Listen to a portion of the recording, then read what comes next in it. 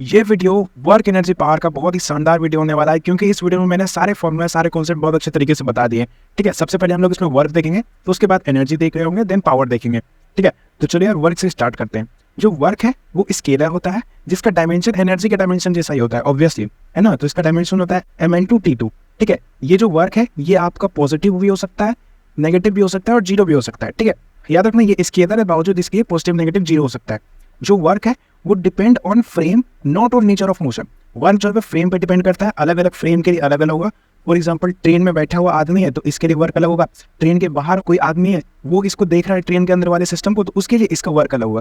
ठीक है, जैसे ट्रेन में अंदर कोई आदमी बैठा है, उसके लिए तो उसके सामने वाला जो ऑब्जेक्ट है वो तो डिस्प्लेस ही नहीं कर रहा है। अगर वो डिस्प्लेस ही नहीं कर रहा है तो इसको क्या दिखेगा, इसको लगेगा कि वर्क जीरो है। लेकिन जो बाहर बैठा आदमी है उसके लिए तो ये जो ऑब्जेक्ट है वो डिस्प्लेस कर रहा है, तो बाहर वाले आदमी के लिए वर्क जीरो नहीं होगा। इसी वजह से यहाँ पे कहा गया है depend on frame and not on nature of motion. ठीक है, नाउ जो वर्क डन है, क्या चीज, work done by one force does not depend on other force.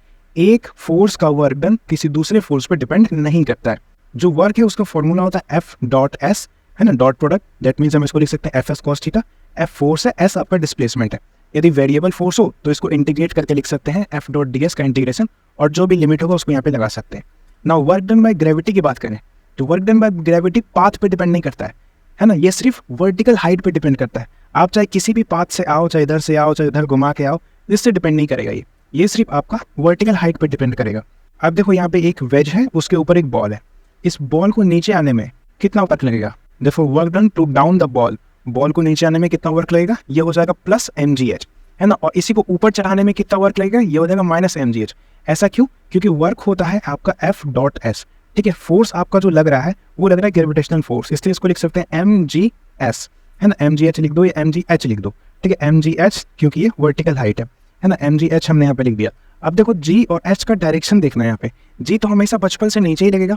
अब यदि हम लोग नीचे आ रहे हैं, यानी कि मोशन नीचे हो रहा है, डिस्प्लेसमेंट भी नीचे होगा, देयरफॉर h नीचे, तो नीचे आने के टाइम पे दोनों ही नीचे है, देयरफॉर जो वर्क डन है वो प्लस mgh हो जाएगा, है ना, क्योंकि दोनों ही नीचे।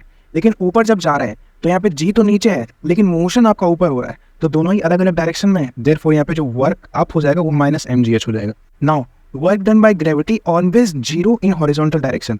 अब देखो वर्क डन बाय ग्रेविटी, याद रखना एक्सटर्नल फोर्स का वर्क नहीं, work done by gravity.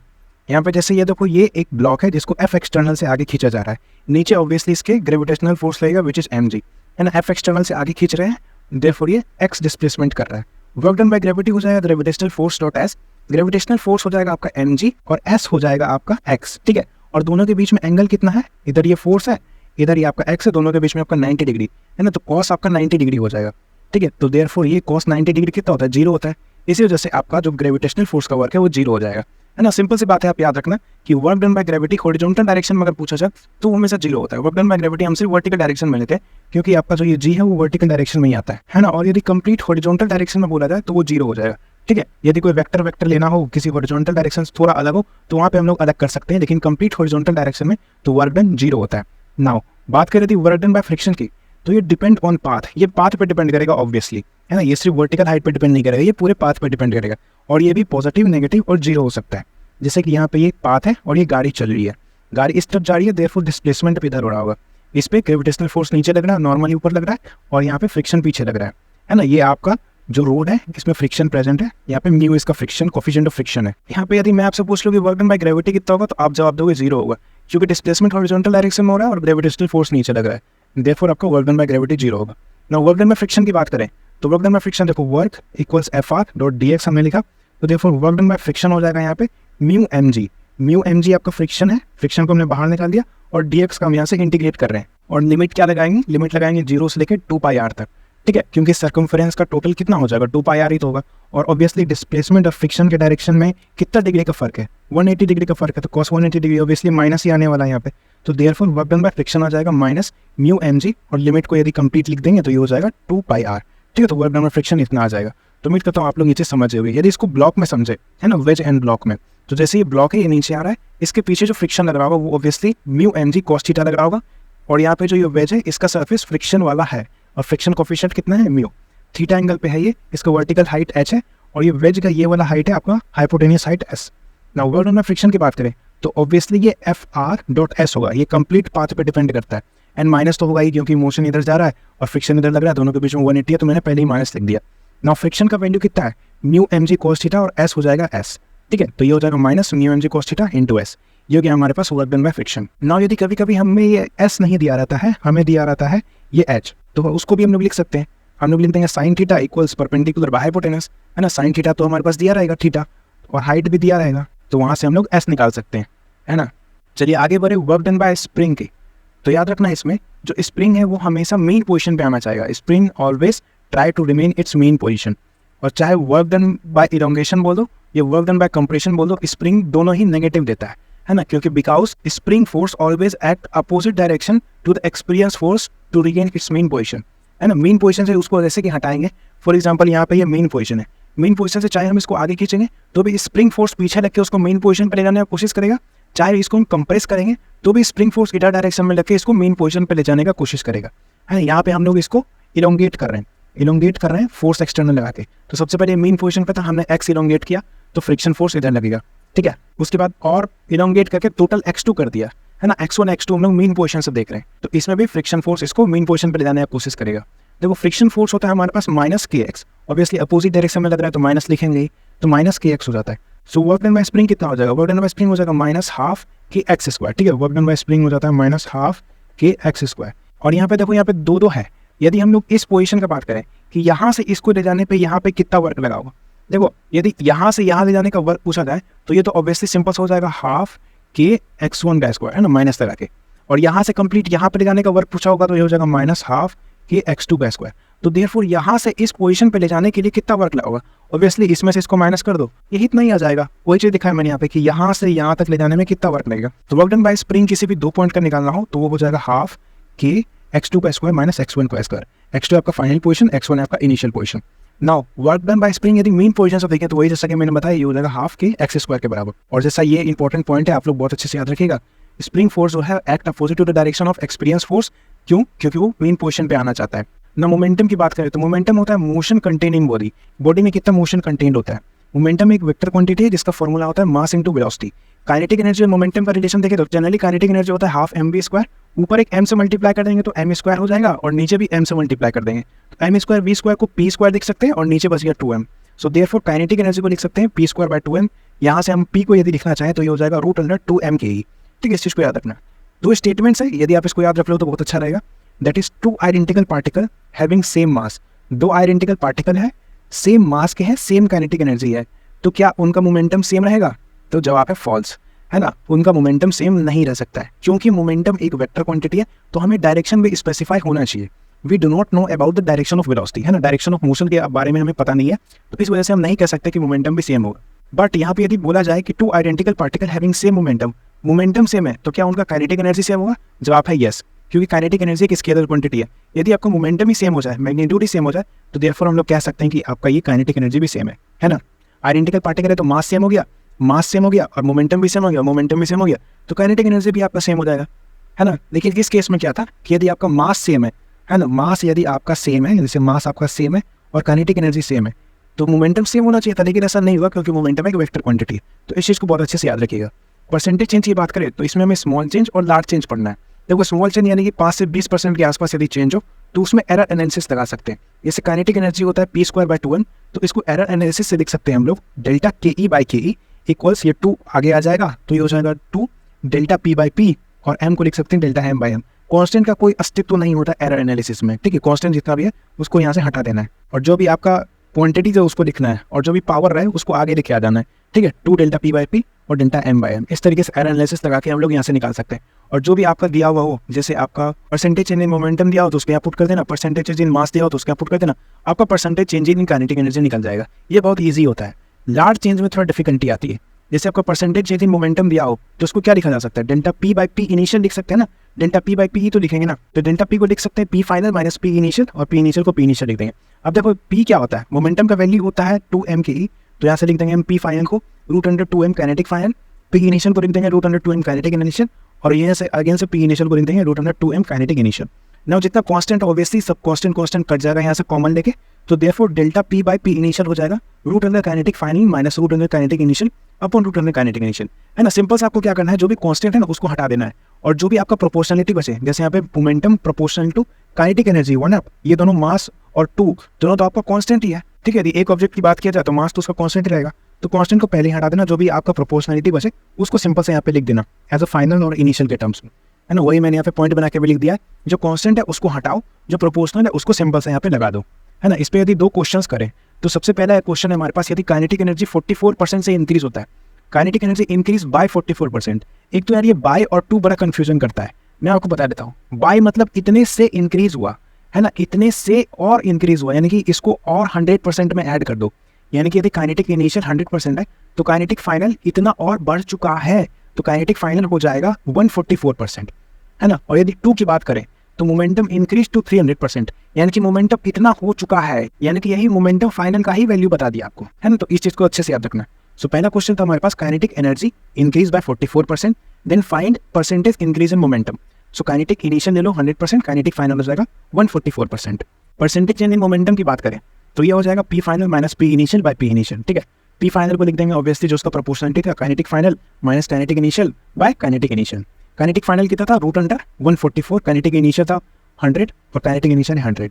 Evaluate करें तो 144 का रूट आ जाएगा 2n, 100 का आ जाएगा 10 और 100 का आ जाएगा 10, ठीक है। ऑब्वियसली परसेंटेज में निकालना है तो 100 से मल्टीप्लाई करना पड़ेगा, देयरफॉर ये 12 माइनस 10 कितना हो जाएगा, ये हो जाएगा 2, इससे ये कट गया, देयरफॉर ये आ गया 20%। सो 20% से आपका मोमेंटम इंक्रीज हुआ है, देयरफॉर मोमेंटम फाइनल कितना हो जाएगा, मोमेंटम यदि इनिशियल हम लोग क्या लेते हैं 100% लेते हैं, सो मोमेंटम फाइनल हो जाएगा 120%, है ना। इस चीज को याद रखना। दूसरा क्वेश्चन है मोमेंटम इंक्रीज टू 300%, यानी कि मोमेंटम 300% हो चुका है, then percentage increase in kinetic energy बताओ। So momentum initial 100%, momentum final 300%, है ना। 2 का मतलब मैंने आपको बता दिया था ना। Percentage increase in kinetic energy देखा जाए तो ये हो जाएगा kinetic final minus kinetic initial by kinetic initial.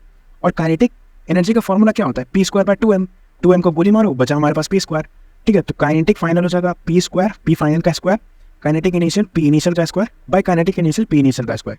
Kinetic final कितना था 300, तो 300 का स्क्वायर माइनस 100 का स्क्वायर बाय 100 का स्क्वायर, ठीक है। इसको अगर तोड़ेंगे देखो 100 का स्क्वायर और इसका एक 100 का स्क्वायर कट जाएगा और बचेगा सिर्फ 3 का स्क्वायर, तो 3 का स्क्वायर माइनस 1 इंटू 100, तो 3 का स्क्वायर हो जाएगा 9 माइनस 1 इंटू 100, जो कि हो जाएगा हमारे पास 800, ठीक है।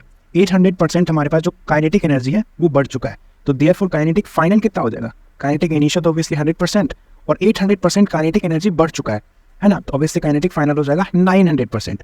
तो उम्मीद करता हूँ आप लोग को ये 2 क्वेश्चन बहुत अच्छे से समझ आ गए होंगे ना। अब यदि वर्क एनर्जी थ्योरम देखें तो ये बहुत इंपॉर्टेंट है, वेरी वेरी इंपॉर्टेंट, है ना। और ये बहुत ज़्यादा पावरफुल थ्योरम है, बहुत इंपॉर्टेंट है और बहुत जरूरी है। सो देखो, work done bye all forces, यानी कि work done by conservative force, non conservative force, gravitational, spring, friction, जितने भी फोर्स रहेंगे वो सब आपके चेंज इन काइनेटिक एनर्जी के बराबर आएंगे, और ये हमेशा वैलिड होगा, इसका कोई एक्सेप्शन नहीं है, कोई कंडीशन नहीं है, ऑलवेज वैलिड, ठीक है। सो देयरफॉर हम लोग वर्क को लिख सकते हैं चेंज इन काइनेटिक एनर्जी, और ये हो जाएगा हाफ एम वी फाइनल का स्क्वायर माइनस वी इनिशियल का स्क्वायर। ऑब्वियसली चेंज होते हैं यहाँ पे, फाइनल का स्क्वायर माइनस इनिशियल का स्क्वायर हम लोग लिख सकते हैं ना। यदि एक एग्जाम्पल से देखें तो जैसे कि ये वेज है थीटा एंगल पे, ये वाला हाइट आपका h है, वर्टिकल हाइट, और ये आपका x है, और उसके बाद ये एक ब्लॉक है, ब्लॉक आपका यहाँ से ड्रॉप कर दिया गया, मतलब बस रेस्ट से छोड़ दिया गया।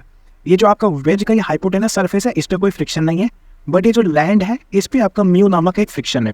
और देखो ये ब्लॉक है, यहाँ से यहाँ तक जाएगा, और वैसे यहाँ से यहाँ तक आने पे कुछ एक वेलोसिटी गेन करेगा, जिस वेलोसिटी से आगे चल रहा होगा, बट क्योंकि यहाँ पे फ्रिक्शन है, इस पर एक फ्रिक्शन फोर्स पीछे लग रहा होगा, और ये देखो ये डी डिस्टेंस आने के बाद रुक गया है, ठीक है। डी डिस्टेंस आने के बाद इसका वेलोसिटी अगेन से 0 हो गया, यानी कि कंप्लीट डी डिस्टेंस तक हमारा जो फ्रिक्शन फोर्स लगा, देयरफॉर यहाँ पे एक फ्रिक्शनल वर्क आएगा। एंड यहाँ पे h और x में रिलेशन तो आप आसानी से निकाल सकते हो, that is sine theta equals perpendicular by hypotenuse, therefore यहाँ से हम लोग h को लिख सकते हैं x साइन थीटा, ठीक है। वही चीज लिखा है मैंने यहाँ पे x साइन थीटा। हाँ, यदि वर्क की बात करें तो वर्क हो जाएगा work done by gravitational force, जो भी इस पे ग्रेविटेशनल फोर्स लगेगा, by plus normal force plus आपका ये फ्रिक्शनल फोर्स, ये सभी आपका चेंज इन काइनेटिक एनर्जी के बराबर हो जाएगा। देखो नॉर्मल तो आपका यहाँ पे 0 ही है, क्योंकि नॉर्मल का वर्क डन यहाँ पे 0 होगा, क्योंकि नॉर्मल आपका ऊपर लग रहा होगा और डिस्प्लेसमेंट इधर लग रहा है, तो ऑब्वियसली दोनों के बीच में 90 डिग्री है, तो वर्क डन बाय नॉर्मल यहाँ पे 0 हो जाएगा।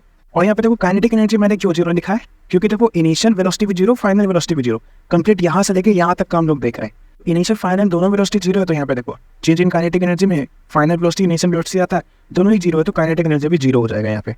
नाउ वर्क इक्वल्स हो जाएगा work done by gravitational force plus work done by frictional force. देखो work done by gravitational force हो जाएगा mgh, ऑब्वियसली यहाँ से सीधा यहाँ तक आ रहा है, यहाँ तक हम देखेंगे तो mgh हो जाएगा, ठीक है। यहाँ से यहाँ पे तो कोई भी work done by gravitational force लग नहीं रहा है, क्योंकि यहाँ पे work done by gravitational force नहीं चलेगा, और आपका जो मोशन है इधर हॉरिजॉन्टल डायरेक्शन में लग रहा है, सो दैट्स वाई यहाँ पे आपका कोई work done by gravitational force नहीं है। और work done by frictional force यहाँ पे 0 होगा, क्योंकि यहाँ पे आपका फ्रिक्शन ही 0 है है ना। तो आपका work done by gravitational force यहाँ से यहाँ तक लगेगा और work done by frictional force यहाँ से यहाँ तक लगेगा, ठीक है ना। उसी से हम लोग आगे निकाल लेंगे इस म्यू का वैल्यू, है ना। क्वेश्चन में हमसे ये इस म्यू का वैल्यू भी पूछा गया है। देखो यहाँ से हम लोग mg लिख लेते हैं और h को हम क्या लिख सकते हैं, x sin थीटा लिख सकते हैं ना। उसके बाद यहाँ पे हम लोग वर्क डन बाय फ्रिक्शन क्या लिखेंगे, देखो ब्लॉक है यहाँ पे, इसके पीछे आपका लग रहा होगा फ्रिक्शन और मोशन आगे हो रहा है, तो ऑब्वियसली माइनस आएगा यहाँ पे, माइनस फ्रिक्शन इंटू डी, ठीक है, क्योंकि यहाँ तक डी डिस्टेंस तक चलाइए।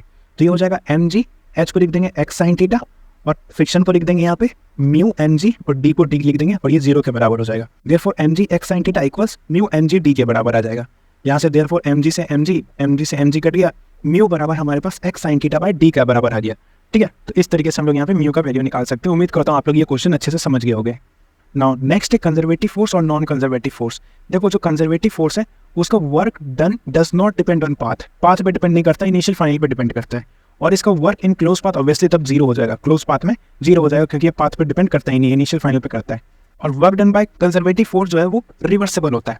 एग्जाम्पल्स की बात करें कंजर्वेटिव फोर्स की तो वो हो जाता है आपका ग्रेविटेशनल फोर्स, इलेक्ट्रोस्टैटिक फोर्स और स्प्रिंग फोर्स, ये सभी आपके कंजर्वेटिव फोर्स होते हैं। नाउ नॉन कंजर्वेटिव फोर्स की बात करें, इसका वर्क पाथ पे डिपेंड करता है और work done by non conservative force irreversible होता है। एग्जांपल्स की बात करें तो ये होता है फ्रिक्शनल फोर्स, नॉर्मल फोर्स और टेंशन फोर्स, ये सभी आपके नॉन कंजर्वेटिव फोर्स में आते हैं ना। पोटेंशियल एनर्जी की बात करें तो इसे यू से डिनोट करते हैं, है ना।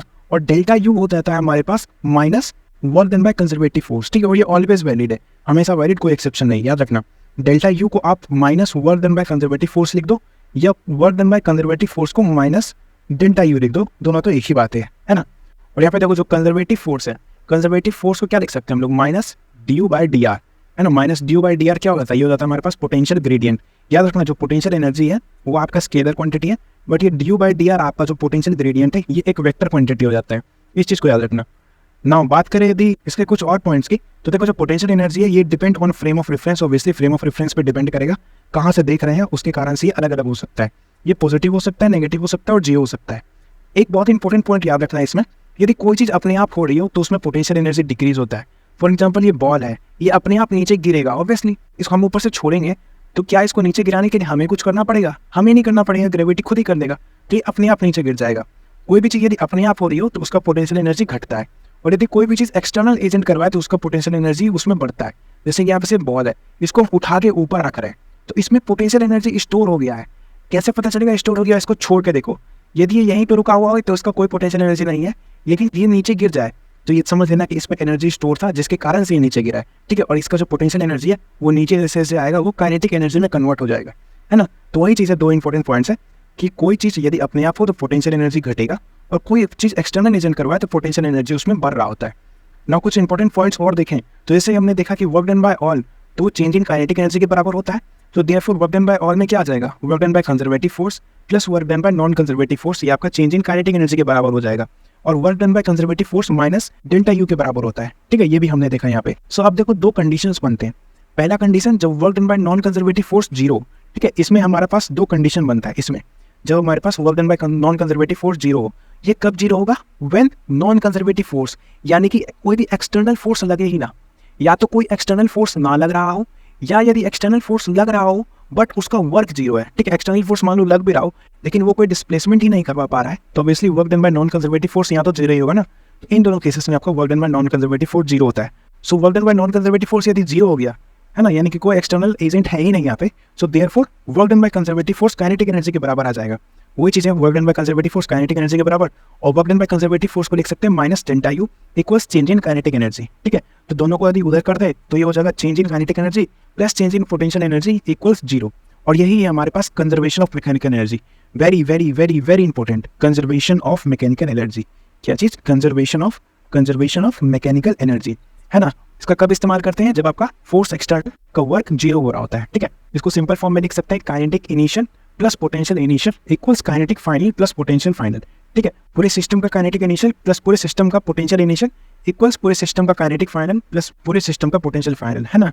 पूरा ऑल सब कुछ को लेके चलना है यहाँ पे। तो इस तरीके से हम लोग COME यानी कंजर्वेशन ऑफ मैकेनिकल एनर्जी को लिख सकते हैं। दूसरा केस आता है जब आपका काइनेटिक एनर्जी कांस्टेंट हो, यानी कि ये कब हो सकता है, जब आपका यदि वेलोसिटी कांस्टेंट हो रहा हो, ये जब हम लोग ऑब्जेक्ट को ही स्लोली मूव कर रहे हैं, है ना, स्लोली मूव कर रहे हैं, तो आपका जो स्पीड है, जो वेलोसिटी है, वो बिल्कुल बिल्कुल बिल्कुल कांस्टेंट हो रहा होगा, एकदम बराबर बराबर चल रहा होगा। तो इस केस में क्या होगा, वेलोसिटी यदि कांस्टेंट है तो देयरफॉर काइनेटिक एनर्जी कांस्टेंट रहेगा, यानी कि चेंज इन काइनेटिक एनर्जी हमारे पास यहाँ पे 0 आ जाएगा। Change in kinetic energy zero आ गया, so therefore work done by conservative force plus non conservative force, यहाँ से ये आपका जीरो के बराबर आ जाएगा।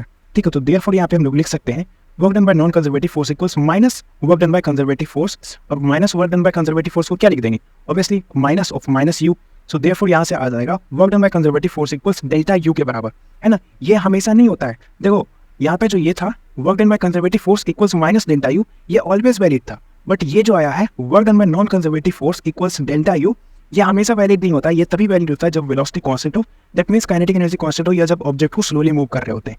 ठीक है, तो ये दोनों कंजर्वेशन ऑफ मैकेनिकल एनर्जी और WNCF इक्वल्स डेल्टा यू, ये दोनों कंडीशनल आते हैं, है ना, ऑलवेज वैलिड नहीं होते।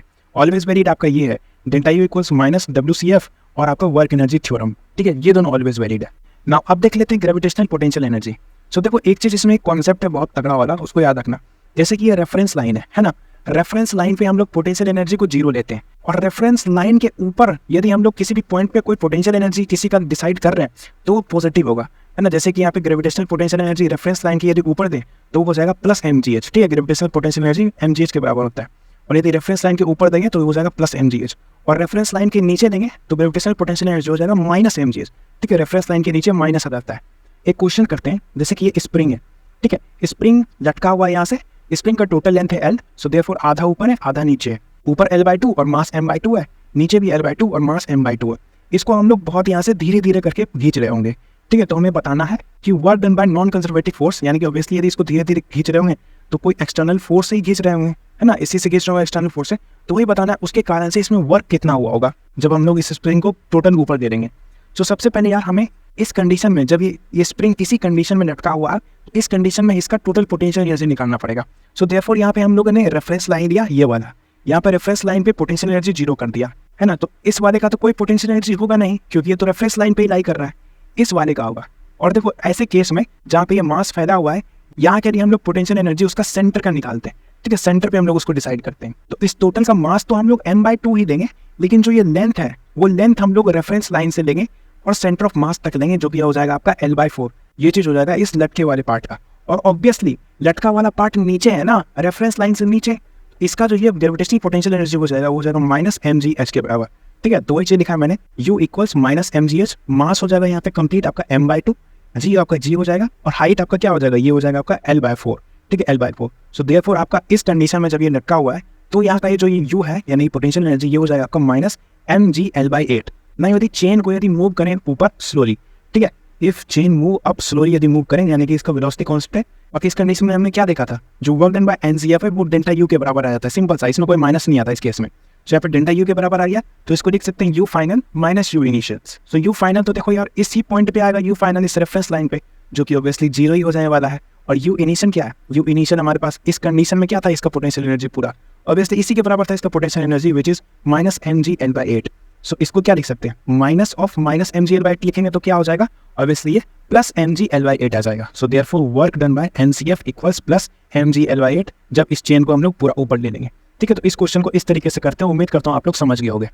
नाउ स्प्रिंग पोटेंशियल एनर्जी की बात करें तो जैसा हमने देखा था कि वर्क डन बाय स्प्रिंग होता है minus half k x final का स्क्वायर माइनस x इनिशियल का स्क्वायर, है ना, और डेल्टा यू हो जाता है हमारे पास minus work done by conservative force. ठीक है, सो स्प्रिंग फोर्स जो है वो भी एक कंजर्वेटिव फोर्स है, so therefore delta U equals हो जाएगा minus of work done bye spring force. ठीक है, इस चीज को ऐसे लिख सकते हैं। सो देयरफॉर डेल्टा यू हो जाएगा, देखो माइनस और माइनस यहाँ से कट जाएगा, सो डेल्टा यू हो जाएगा हाफ k x फाइनल का स्क्वायर माइनस x इनिशियल का स्क्वायर। ऑब्वियसली यदि x इनिशियल मेन पोजीशन पे यानी x इनिशियल जीरो है तो इसको लिख सकते हैं potential energy equals half k x का स्क्वायर, और यदि इसको f के फॉर्म में लिखना हो तो देखो हम लोग इसको क्या कर सकते हैं, ऊपर k से मल्टीप्लाई करेंगे तो k स्क्वायर हो जाएगा और नीचे एक k आ जाएगा, और kx का वैल्यू होता है f, तो k स्क्वायर x स्क्वायर का हो जाएगा f स्क्वायर और नीचे हो जाएगा 2k, है ना। इस चीज को ऐसे याद रखना। और यार ये जो हमने फॉर्मूला देखा था delta U equals half k x final का स्क्वायर माइनस x इनिशियल का स्क्वायर, ये बोथ इलोंगेशन और कंप्रेशन दोनों के लिए सेम ही होता है। ठीक है, इस चीज को याद रखना। और कुछ ग्राफ्स की बात करें जैसे u और x का ग्राफ, u और k का ग्राफ। ठीक है, u और x का ग्राफ क्या हो जाएगा, जैसे u और x का graph obviously u proportional to x square है तो ये पैराबोला ग्राफ होगा, है ना, अपवर्ड पैराबोला। नाउ u और k का ग्राफ करें जब आपका x कांस्टेंट हो, जब आपका x कांस्टेंट ही हो गया तो u और k तो बिल्कुल लीनियर होगा, स्ट्रेट लाइन ग्राफ बन जाएगा आपका। और u और k का ग्राफ करें जब आपका फोर्स कांस्टेंट हो, यानी कि ये वाला इक्वेशन से आएगा। सो u और k का जब फोर्स कांस्टेंट हो तो ऑब्वियसली ये रेक्टेंगुलर हाइपरबोला बन जाएगा, है ना, रेक्टेंगुलर हाइपरबोला। नाउ पावर हमारा लास्ट टॉपिक है, तो पावर की बात करें तो पावर एक स्केलर क्वांटिटी है, इसका SI यूनिट होता है वाट, या बोल सकते हैं इसको जूल पर सेकंड, है ना। पावर को बोल सकते हैं, इसको रेट ऑफ डूइंग वर्क भी बोलते हैं ना, तो जूल पर सेकंड हो जाता है। पावर जो है पॉजिटिव, नेगेटिव और जीरो हो सकता है। 1 हॉर्स पावर 746 वॉट के बराबर होता है, या इसी को अप्रोक्सीमेटली लिख सकते हैं 3/4 किलोवाट, है ना। 1 हॉर्स पावर 746 वॉट के बराबर होता है, इस चीज़ को याद रखना। देखो पावर ऑफ पंप की बात करें, है ना, पावर ऑफ पंप की बात करें तो ये होता है F.V, जिसको हम लोग लिख सकते हैं रो ए वी क्यू।